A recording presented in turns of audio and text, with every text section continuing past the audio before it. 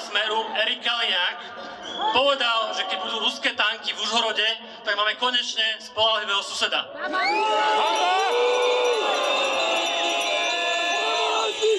Nech sa idú pozrieť na Ukrajinu, nech sa pozrú do Gruzínska, nech sa pozrú v Mariupole, ako vyzerá spoľahlivý sused.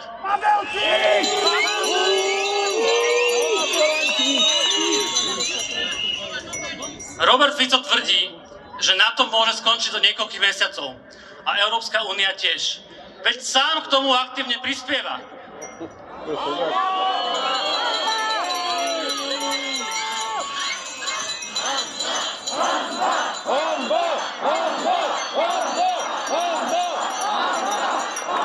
Našim najbližším partnerom sa vysmieva, že sú vojnoví štváči.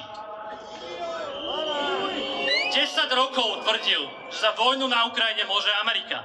Teraz zrazu tvrdí, že za vojnu na Ukrajine môže Európa. Celý čas tvrdí, že za to môže Ukrajina a Zelenský. Ale ani jedinýkrát nepovedal, kto za ňu reálne môže.